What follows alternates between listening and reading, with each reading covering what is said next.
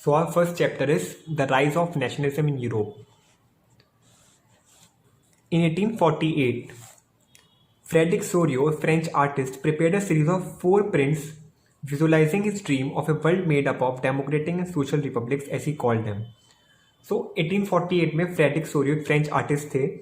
उन्होंने प्रिपेयर करा series of 4 prints, मतलब पिक्चर्स उन्होंने प्रिंट्स बनाए जिनमें उन्होंने ड्रीम करा था एक वर्ल्ड जो डेमोक्रेटिक और सोशल रिपब्लिक पे चलता था. मतलब एक डेमोक्रेसी होगी, सोशल मतलब सब लोगों की सरकार होगी, तो उन्होंने वो ड्रीम करा था. The first print of the series shows the peoples of Europe and America, man and women of all ages and social classes, marching in a long train and offering homage to the Statue of Liberty as they pass by it. तो first print में क्या हुआ? First print में था हमारा people of Europe and America, man and women of all ages and social classes, मतलब छोटों से लेके बड़ों तक सब, marching in a long train, एक लंबी लाइन में, and offering homage to the Statue of Liberty as they pass by, और होमेज ऑफर कर रहे थे टू स्टैचू ऑफ लिबर्टी. जैसा आप देख सकते हैं इस प्रिंट में, ये स्टैचू ऑफ लिबर्टी और यहाँ पे सब ऐसे लॉन्ग ट्रेन मार्च कर रहे हैं.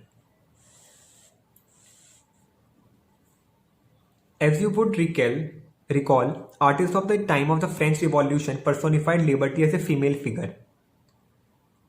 तो जैसा आप याद कर सकते हैं कि आर्टिस्ट जो थे फ्रेंच रिवॉल्यूशन के टाइम में लिबर्टी मतलब जो हम मर्जी हम वो कर सकते हैं, हर आदमी की अपनी एक लिबर्टी है, तो उससे पर्सोनिफाई करा गया एक फीमेल फिगर के साथ.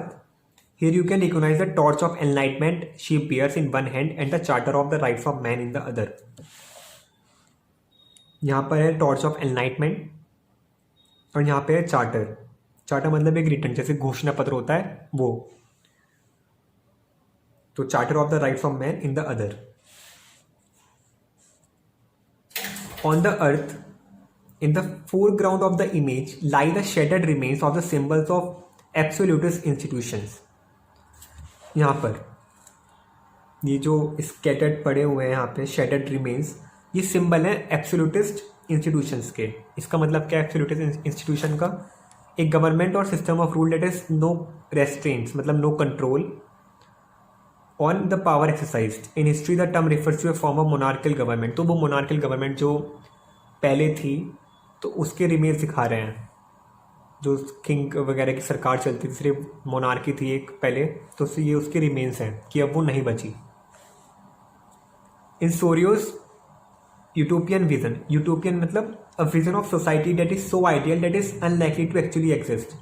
मतलब एक सोसाइटी का ऐसा विजन, ऐसा कल्पना करी जो इतनी दैट इज सो आइडियल, मतलब इतनी आइडियल कंडीशन है, मतलब 100% परफेक्ट है, वो एग्जिस्ट ही नहीं करती एक्चुअली असली में.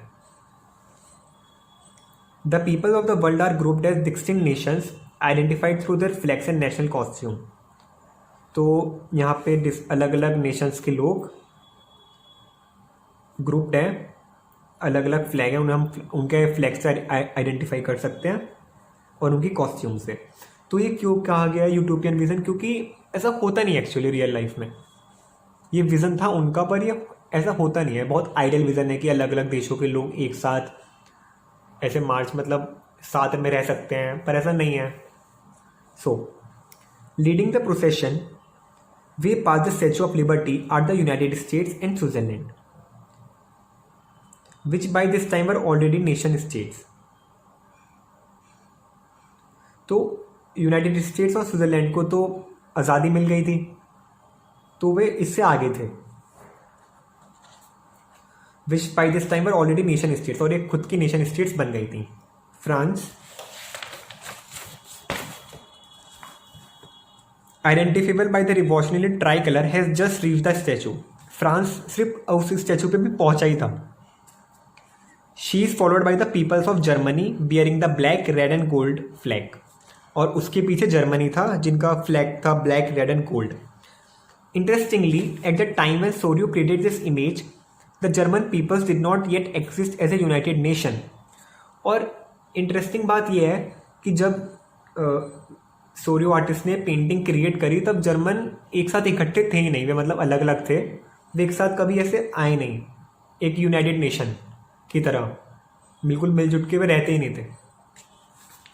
The flag they carry is an expression of liberal hopes in 1848 to unify the numerous German-speaking principalities into a nation-state under a democratic constitution.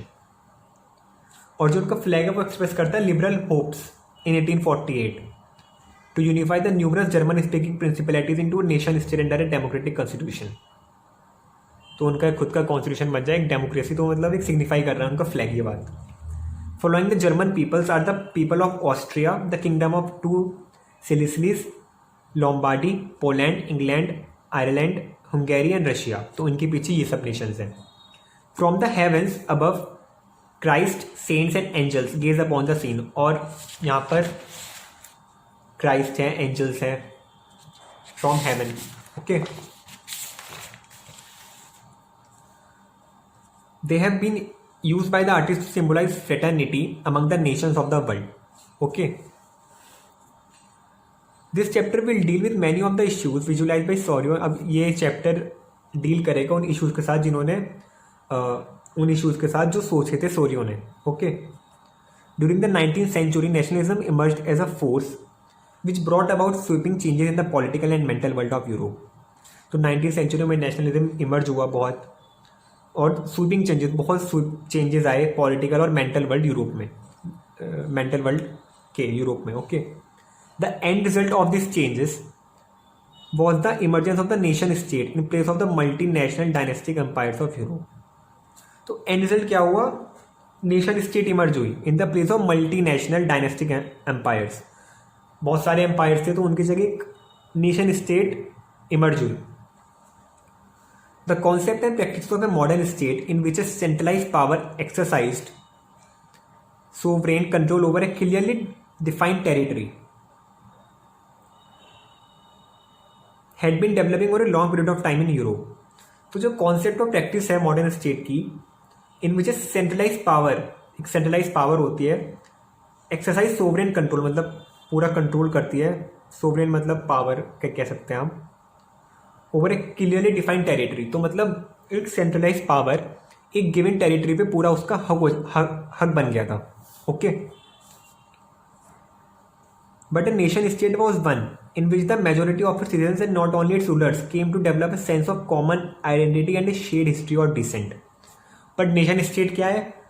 Was one in which the majority of the citizen, nation state में जो majority of लोग थे, सिर्फ rulers नहीं, majority of लोग came to develop a sense of common identity. उनकी एक common identity बन गई थी.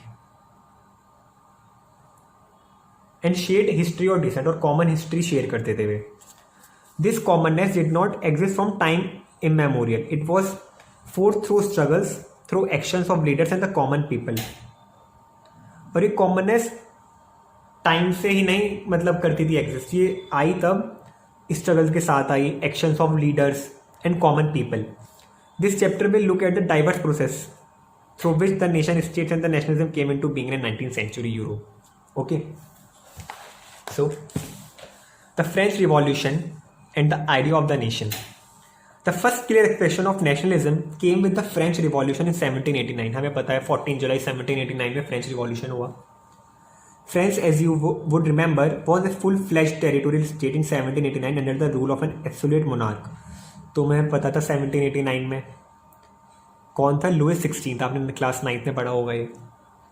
The political and constitutional changes that came in the wake of the French Revolution led to the transfer of sovereignty from the monarchy to a body of French citizens. Okay, तो जो political और constitutional change आए French Revolution के बाद, तो उससे क्या हुआ? जो ट्रांसफ़र हुआ ना पावर का, सोवरेनिटी का, वो मोनार्की मतलब किंग और नॉबल्स से हटके बॉडी ऑफ फ्रेंच सिटीजन्स पे आ गया. मतलब वो लोगों का ही था, लोगों के हाथ में ही पावर थी, वे किसको इलेक्ट करें और किसकी सरकार, ये सब. The revolution proclaim that it was the people who would henceforth constitute the nation and shape it destiny. तो रिवॉल्यूशन का प्रोक्लेम क्या हुआ लास्ट में कि वो लोग ही हैं जो अपने नेशन को कॉन्स्टिट्यूट करेंगे, आगे लेके जाएंगे और उसकी डेस्टिनी शेप करेंगे. From the very beginning the French revolutionaries introduced various measures and practices that could create a sense of collective identity among the French people. तो शुरू से जो फ्रेंच रिवॉल्यूशन हुए उसमें बहुत सारे मेजर्स इंट्रोड्यूस हुए, मतलब बहुत सारी चीज़ें और प्रैक्टिसेस जिनसे एक सेंस, एक क्रिएट हो कॉमननेस का, एक कॉमन आइडेंटिटी, एक कलेक्टिव आइडेंटिटी हो अमंग द फ्रेंच पीपल, उनकी खुद की। द आइडियाज ऑफ ब्लै पैट्री, द फादरलैंड एंड द ली सिचुअन, द सिटीजन, एम्फेसाइज द, ये आप कर लेना याद कि ये क्या क्या मीनिंग है इनके और ये क्या क्या एम्फेसाइज करते हैं। The notion of A United community enjoy equal rights under a constitution. तो इन्होंने क्या सिम्पलाइज करा, ऑफ ए यूनाइटेड कम्युनिटी, एक यूनाइटेड कम्युनिटी है, इंजॉइंग इक्वल राइट्स, सबके इक्वल राइट्स हैं अंडर ए कॉन्स्टिट्यूशन। तो उसमें फादर क्या हुआ, कॉन्स्टिट्यूशन, फादरलैंड पे मतलब अपने खुद के, और कॉन्स्टिट्यूशन के अंडर पीपल, एक यूनाइटेड कम्युनिटी इंजॉय कर रहे हैं equal rights. Notion of the United community enjoying equal rights under a constitution. A new French flag, the tricolor was chosen to replace the former Royal Standard. अब French flag भी change हो गया, एक tricolour अपना लिया उन्होंने। The east states journal was selected by the body of active citizens and rename the national assembly. East state journal elect होते थे एक्टिव सिटीजन्स, हमें पता है एक्टिव सिटीजन्स कौन होते थे, जो सिर्फ टैक्स पे करते हैं, आपने 9th में पढ़ा है ये। And rename the national assembly, और उन्होंने रीनेम कर दिया नेशनल असेंबली को, नया नाम दे दिया। New hymns were composed, oaths taken and martyrs commemorated, all in the name of the nation. नई हाइम्स बनी, नई सबने ओथ ली in the name of the nation. इस centralised administrative system was put in a place and it is formulated uniform laws for all citizens. एक centralise system बना administration का, put हुआ, वो आया, फॉर्मुलेट हुआ यूनिफॉर्म लॉज। यूनिफॉर्म लॉज मतलब सबके एक जैसे इक्वल लॉज और पूरे हर जगह सेम लॉज हैं for all citizens with in its territory, मतलब एक टेरिटरी में, पूरी टेरिटरी में हर जगह सेम लॉज हैं सबके लिए। Internal customs, duties and dues were abolished and a uniform system of weights and methods was adopted.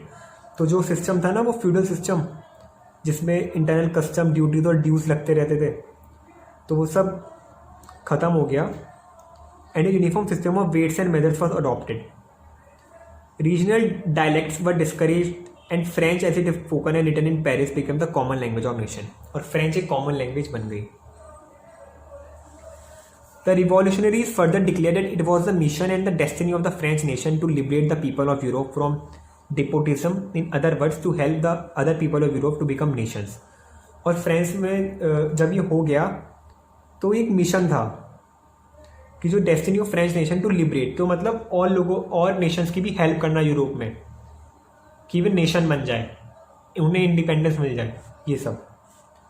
When the news of the events in France reach the different cities of Europe, students and other members of educated middle class began setting up Jacobin clubs.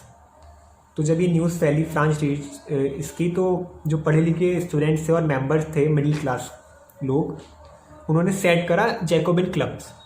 Their activities and campaigns prepared the way for the French armies which moved into Holland, Belgium, Switzerland, much of Italy in the 1790s. With the outbreak of the Revolutionary War, the French armies began to carry the idea of nationalism abroad. तो फिर क्या हुआ, उनकी activities और campaigns ने एक path बनाया French आर्मीज के लिए कि विच मूव्ड, और फिर फ्रेंच आर्मी मूव करने लगी हॉलैंड में, बेल्जियम, जब इन सब शहरों में आई, countries mainly. With the outbreak of revolutionary wars, the French armies began to carry the idea of nationalism abroad. फिर वॉर होती गई, वॉर चली हुई, वॉर होती रही, और फिर एक आइडिया जो था नेशनलिज्म का वो फ्रांस से बाहर जा चुका था, पूरा बाहर भी गया, मतलब उनका idea. Okay, then within the wide swathe of territory that came under his control, Napoleon set about introducing many of the reforms that he had already introduced in France. तो क्या हुआ, within the wide area, मतलब wide swathe मतलब एक area under is control, Napoleon के control में आया। Napoleon set about introducing many of the reforms that he had already introduced, और उन्होंने बहुत सारे, नेपोलियन ने रिफॉर्म्स इंट्रोड्यूस करे, रिफॉर्म्स लाए। रिफॉर्म मतलब चेंज इन पॉलिसीज वगैरह, ये सब। Okay, through a return to monarchy, Napoleon had no doubt destroyed democracy in France, और नेपोलियन ने डेमोक्रेसी डिस्ट्रॉय कर दी फ्रांस में.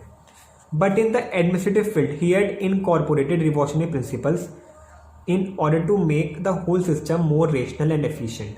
पर जो एडमिनिस्ट्रेटिव फील्ड था उसमें प्रिंसिपल्स थे रिवॉल्यूशन वाले, और होल सिस्टम रेशनल मतलब लॉजिकल था पूरा और एफिशिएंट था बहुत. द सिविल कोड, ये आप याद रखना है, the civil code of 1804 usually known as the Napoleonic code did away with all privileges based on birth,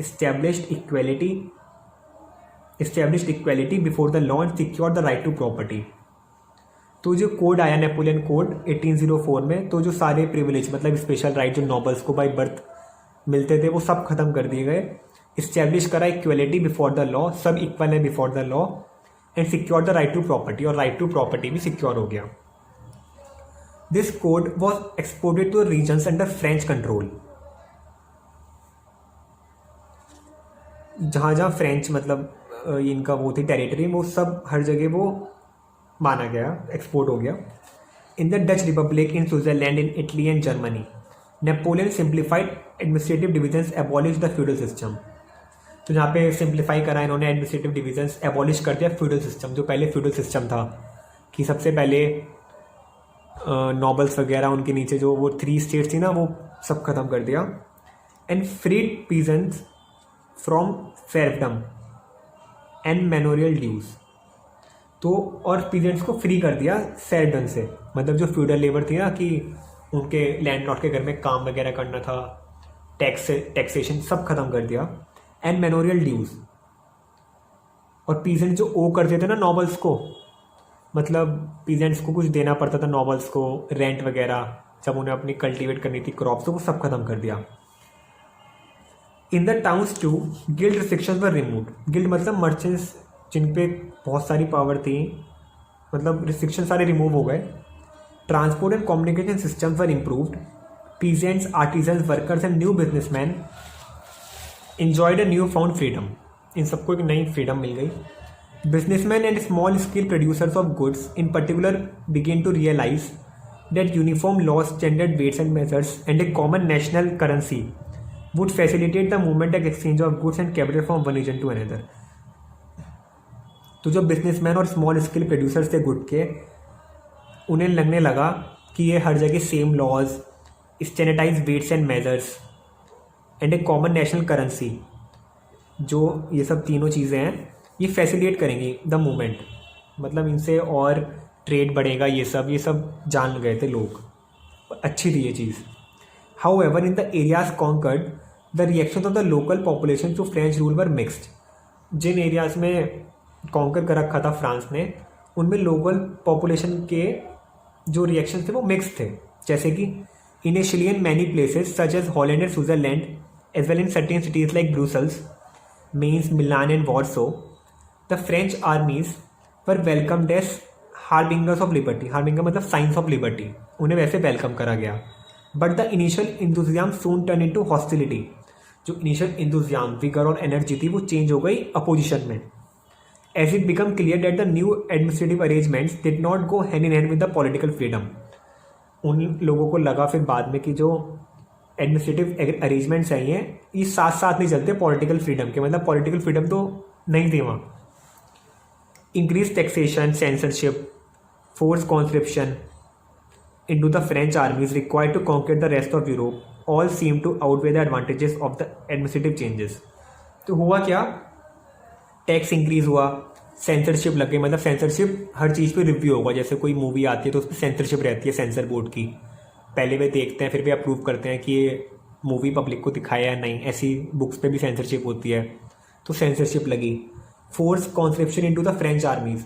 French army में लोगों का जाना कंपलसरी हो गया था, मतलब एक सर्टेन एज होती थी कि पहले आपको आर्मी में जाना ही पड़ेगा. Required to conquer the rest of Europe, क्योंकि उन्हें पूरा यूरोप ही कंक्योर करना था फ्रेंच पीपल को.